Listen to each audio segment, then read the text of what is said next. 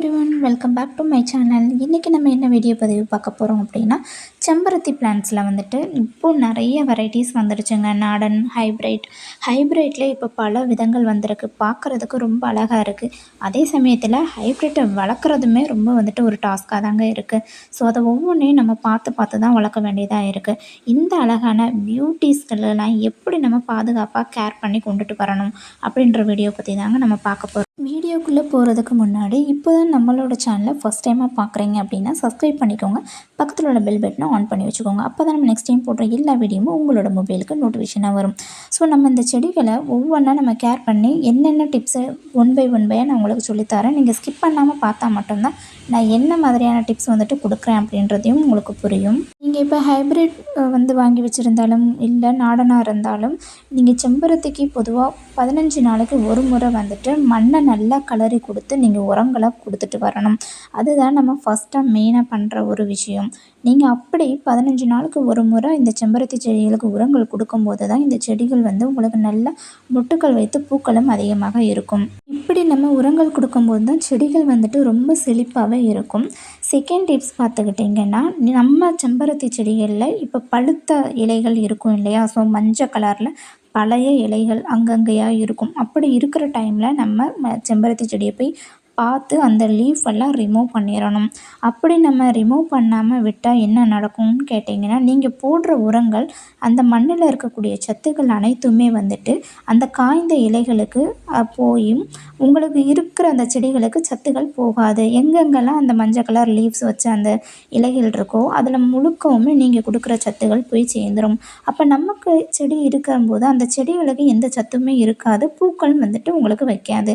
இதனால தான் செம்பருத்தி செடிகளில் பூக்கள் ரொம்பவே குறைவாக இருக்கிறது. ஃபுல்லாக எல்லோ கலரில் மாறினாதாங்க செடியோட இலை வந்துட்டு காயுதுன்னு அர்த்தம். பச்சை கலரில் இலைகள் இருந்து அந்த டிப்பிலெலாம் வந்துட்டு உங்களுக்கு எல்லோஸாக மாறுச்சு அப்படின்னா கண்டிப்பாக நம்ம செடிகளுக்கு வந்துட்டு சத்து குறைபாடு இருக்குது அப்படின்னு அர்த்தம்.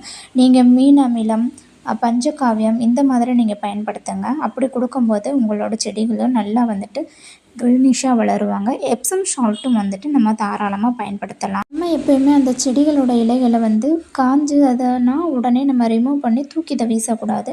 அந்த லீஃபெல்லாம் நீங்கள் என்ன பண்ணுறீங்க அப்படின்னா, அந்த செடிகளுக்கு மூட்லேயே நீங்கள் போட்டு கொடுத்துட்டீங்க அப்படின்னா அதில் நைட்ரஜன் சத்துக்கள் வந்துட்டு அதிகமாகவே இருக்குது. ஸோ அதனால் அந்த மண்ணுக்குள்ளே அது மக்கி நம்ம செடிகளுக்கு உரமாகும். அது செடிகளுக்கும் நல்ல ஒரு வளர்ச்சியாக இருக்கும். இப்படி நம்ம பண்ணுறதுனால நம்ம செடிகளில் வந்துட்டு மொட்டுக்கள் வந்துட்டு அதிகமாக வைக்க ஆரம்பிக்கும். இன்னொன்று நம்ம செடிகளுக்கு முக்கியமாக கவனிக்க வேண்டிய விஷயம்னு பார்த்துக்கிட்டிங்கன்னா ப்ரூனிங். இப்போ செடிகள் வந்துட்டு ரொம்ப நீளமாக லென்த்தியாக உங்களுக்கு வளர்ந்துட்டே போகுது அப்படின்ற பட்சத்தில் உங்களுக்கு பூக்களோ முட்டுக்களோ வந்துட்டு வைக்காது. அந்த சமயத்தில் நம்ம வந்துட்டு ப்ரூனிங் பண்ணி கொடுக்கணும்.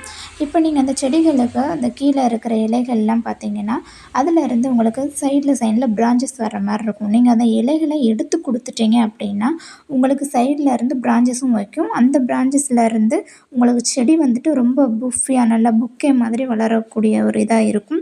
அப்படி வைக்கிற டைமில் தான் உங்களுக்கு மொட்டுக்கள் பூக்கள் வந்துட்டு அதிகமாகவே கொடுக்குங்க. அது மட்டும் இல்லாமல் பூக்கள் செம்பருத்தி பூவில் இப்போ பூவை நீங்கள் பறிக்க போகிறீங்க அப்படின்னா அந்த பூவோடு இருக்கிற அந்த இதை மட்டும் நான் இங்கே பறிச்சிடக்கூடாது. அந்த பூவில் இருக்க அந்த காம்பு மொத்தமும் உள்ளே இருக்கும் இல்லையா? அந்த காம்போட எண்டுலேருந்து நீங்கள் அப்படி பறித்து எடுக்கணும். அப்படி பறித்து எடுக்கும்போது தான் உங்களுக்கு அடுத்து பிரான்ச்சஸ் வச்சு உங்களுக்கு இலைகள் வர்ற மாதிரி இருக்கும். அந்த எண்டு இருக்கிற காம்பு வரைக்கும் நீங்கள் அதை உடச்சி எடுக்கணும். மேலாக இருக்கிற அந்த காம்பு நீங்கள் உடச்சி எடுக்கக்கூடாது.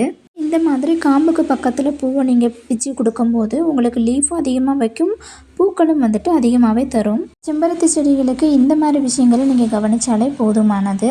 நீங்கள் உரங்களை தவிர்த்து நான் சொன்ன இந்த 4 விஷயங்களையுமே வந்துட்டு நீங்கள் கண்டிப்பாக ட்ரை பண்ணி பாருங்கள். நிறையாவே பூக்கள் வந்துட்டு கொடுக்கும். நான் ஆல்ரெடி இந்த க்ரோ பேக்கில் வச்சுருக்கிற பிளான்ட்ஸ் எல்லாமே வந்துட்டு கொக்கோபீட் வச்சு போட்டிருக்கனால தண்ணி வந்துட்டு இதுக்கு டெய்லியுமே கொடுக்கணும் அப்படின்ற அவசியம் கிடையாது. நீங்கள் வந்துட்டு மண்ணை செக் பண்ணி பார்த்துட்டு நீங்கள் தண்ணி பயன்படுத்திக்கலாம். இந்த வீடியோ பதிவு உங்களுக்கு ரொம்ப யூஸ்ஃபுல்லானதாக இருக்கும் அப்படின்னு நம்புகிறேன். அப்படி பிடிச்சிருந்தா உங்களோட ஃப்ரெண்ட்ஸ் அண்ட் ஃபேமிலிக்கு இதை ஷேர் பண்ணுங்கள். லைக் பண்ணுங்கள், ஷேர் பண்ணுங்கள், கமெண்ட் பண்ணுங்கள், சப்ஸ்கிரைப் பண்ணுங்கள். பக்கத்தில் உள்ள பெல் பட்டனை ஆன் பண்ணி வச்சுக்கோங்க. உங்களுக்கு வேறு ஏதாவது டவுட்கள் இருந்தாலும் நீங்கள் கமெண்ட் செக்ஷனில் தாராளமாக வந்துட்டு கேட்கலாம். நான் கண்டிப்பாக ரிப்ளை பண்ணுவேன். Happy gardening.